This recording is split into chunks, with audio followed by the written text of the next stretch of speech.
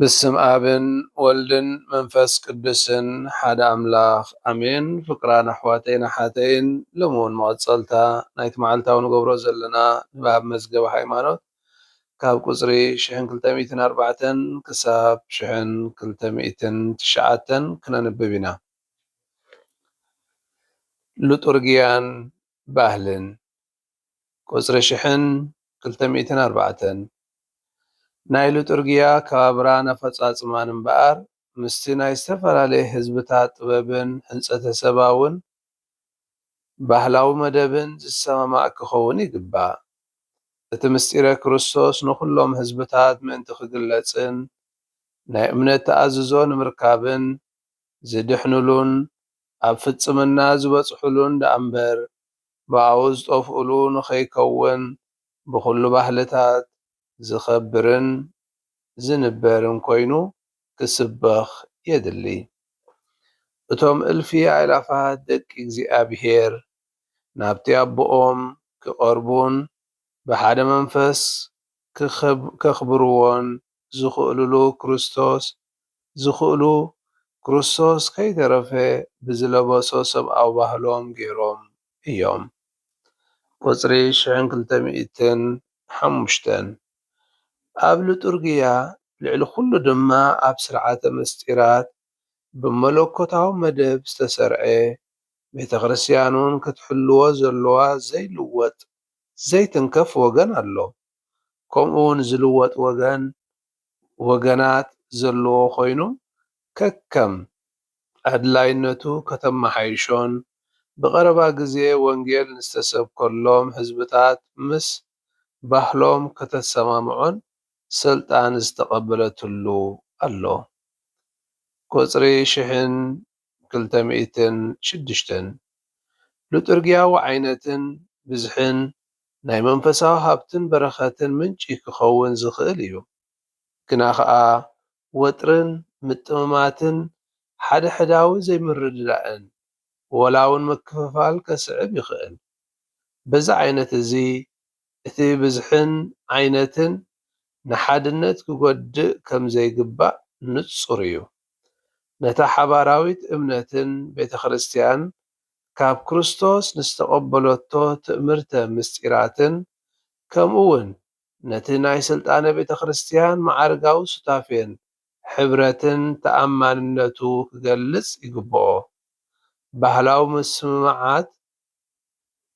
ባህላዊ ምስምማዓትን ምውህሃዳትን ናይ ልቢ ንስሓን ለውጥን ኣብ ገሊኡ ኣድላዪ ዝኾነሉ እሞ ኸኣ ምስ ካቶሊካዊ እምነት ዘይሰማማዕ ገሊኡ ናይ ቀዳሞት ልምድታት ፈጺምካ ካብኡ ምብታኽ ዝሕተተሉ እውን ኣሎ። ብሓጺር ቁጽሪ 1207 ቤተ ክርስቲያን ብናይቲ ትርከበሉ ህዝቢ ባህልን ኣተሓሳስባን ፈጺማ ከይተዓብለለት እቲ ሉጥርግያዊ ስርዓታታ በቲ ባህልቲ ክግለጽን ከንጸባረቕን ጽቡቕ እዩ። ብተወሳኺ እውን እቲ ሉጥርግያ ንባዕሉ ባህልን ህንጸተ ሰብን ዘፈልፍልን ዝኹስኩስን ዘማዕብልን እዩ። ቁጽሪ 1208 ነታ ሓንቲ ምስጢረ ክርስቶስ ዘመልክትን ዘሳትፍን ብምዃኑ እቲ ዝተፈላለየን ብሕጊ ዝተፈልጠን ሉጥርግያዊ ትውፊትን ስርዓታትን ኩሉ ናይ ቤተ ክርስቲያን ኩላውነት ካቶሊካውነት ዝገልጽ እዩ። ቁጽሪ 1209 ኣብ ከምዚ ዝበለ ሉጥርግያዊ ብዝሒ ዓይነትን ፍልየትን ናይ ሓድነት መምዘኒ እቲ ንሃዋርያዊ ቅዱስ ትውፊት ዘለካ ተኣማንነት እዩ። እዚ ኸኣ እቲ ናይ እምነትን ካብ ሃዋርያት ናይ ዝተወርሱ ምስጢራትን ሱታፌን ሓድነትን እንኪኸውን እዚ ሓድነት እዚ ድማ ውሕስነቱን ምልክቱን ኣብቲ ሃዋርያዊ ትልወት ምትኽኻእ እዩ። ፍቁራን ኣሕዋተይን ኣሓተይን እዚ ሎሚ ዘንበብናዮ ክፍሊ መዝገበ ሃይማኖት እቲ ስርዓተ ኣምልኾን ባህልን ዘለዎ ዝምድና ዝገልጽ እዩ። ብዝሓለፉ እውን ከም ዝበልናዮ ስርዓት ኣምልኾ ንኩሉ ህዝቢ ዝተዋህበ ምዃኑ ምስ ባህልቶም እምነት ዝተቐበሉ ህዝብታት ክወሃሃድ ከም ዘለዎ እዩ ዝገልጸልና። እቲ ወንጌል ኣብ ውሽጢ ሓደ ባህሊ ጥራይ ተዓጽዩ ዝተርፍ ዘይኮነስ ንኩሉ ባህልታት ኣብ ኩሉ ባህልታት ኣትዩ ብናይቶም ኣገባብ በቲ ናቶም ኣገባብን ቋንቋን ክግለጽ ከም ዘለዎ ይገልጸልና። እዚ መስርሕ እዚ ምውህሃድ እምነት ባህልን ክንብሎ ንኽእል። ኣብዚ ክነስተውዕሎ ዘሎና እቲ ባህሊ ነቲ እምነት ክቕይሮ ኣይክእልን። እቲ እምነት ግን በቲ ባህሊ ክግለጽ ከም ዝኽእል። ስለዚ ነፍሲ ወከፍ ሕብረተሰብ ይኹን ባህሊ ብናቱ ኣገባብ ነቲ እምነቱ ንኽነብሮን ክገልጾን ክሰብኮን ከም ዝግባእ መሰል ከም ዘለዎን ዝገልጽ እዩ። ኣብዚ ክልተ ነገር ኣለዉ። ሓደ ክቕየሩ ዝኽእሉ ካልኣይ ፈጺምካ ክንትንክፎም ዘይንኽእል ከም ቤተክርስትያን።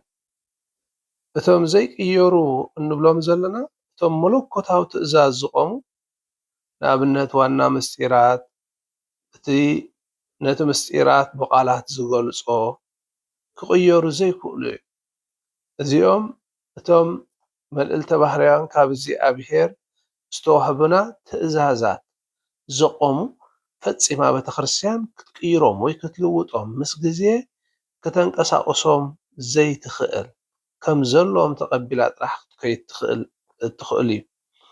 እቲ ካልኣይ ክቕየሩ ዝኽእሉ ዝበልናዮ እዚኦም እቶም ቤተክርስትያን ምስ ግዜን ኩነትን ወይ ባህልን ክሰማምዑ ዝገበረቶም ልምድታት ንመንፈሳዊ ረብሓ ምእመናን ክበሃል ክመሓየሽ ወይ ድማ ክቕየሩ ዝኽእሉ እዮም እዚኦም። ስለዚ እንታይ እዩ እቲ ቤተክርስትያን ነቲ ኩነታትን ነቲ ግዜን ርያ ክትልውጦን ብዝበለፀ መንገዲ ንኽፍፀሙ ከተፍቅድን እትኽእለሎም። ስለዚ እቶም ፈፂምካ ዘይትንከፉ ትእዛዛት ናይ እግዚኣብሔር ኣለዉ። ቤተክርስትያን ምስ ኩነታት ርያ ክትልውጦም እትኽእል እውን ኣለዉ። ነዚ ቤተክርስትያን እትጥቀመሉ ጥበብ እምበኣር ምውህሃድ እምነትን ባህልን ኣዝዩ ረቂቕ ዝኾነ ውህደት እዩ። ንባህልታት ህዝቢ ንምቕዳስን ንዕኡ ፅሩይ ጌርካ ኣንፂሕኻ ብእምነት ምቕላሱን እዩ። እቲ ሓቀኛ እምነት ከይተበረዘ እቶም ፅቡቕ ዝኾኑ ባህላዊ ረቑሒታት ግን ንኣምላኽ ንምምስጋን መሳርሒ ክኾኑ ከም ዝኽእሉ እዩ። ኣብዚ ኢኻ እቲ ጥበብ ዘሎ። ስለዚ ነቲ እምነት መሪዛ በቲ ባህሊ ጥራሕ ክትምራሕ ዘይኮነ እቲ ፅቡቕ ልማዳት ናይ ባህሊ ዘሎ ነቲ እምነት ከይተንከፈ ብኡ ንዕኡ ከይበረዘ ብኡ ክትጥቀም ከም ትኽእል ዝገልጽ ድማ እዩ።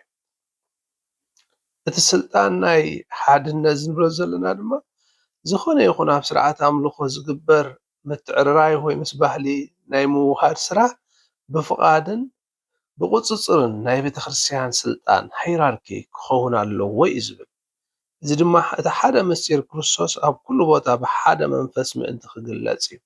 ስለዚ ቤተክርስትያን ዝኾነ ለውጥታት ወላ እውን ንስርዓታት ክተፍቅድ ኮላ ምስቲ ዘይለዋወጥ ክርስቶስ ሓድነቱ ብዝገልጽ መንገዲ ክኸውን ኣለዎ እያ ትብል። እምበኣር ሎሚ ዝረኣናዮ ሓሳብ ስርዓት ኣምልኾ ክቱር ወይ ድማ ማለት ከምዚ ሪጅድ ክኸውን ዘይኮነ ምስ ባህሊ ህዝብታት ክወሃድ ከም ዘለዎ እንተኾነ ግን እቲ ምውሃድ እዚ ነቲ መሰረታዊ እምነትን ሓድነትን ቤተክርስትያን ብዝሓለወ መንገዲ ክኸውን ከም ዝግባእ እያ ትምህረና ቤተክርስትያን።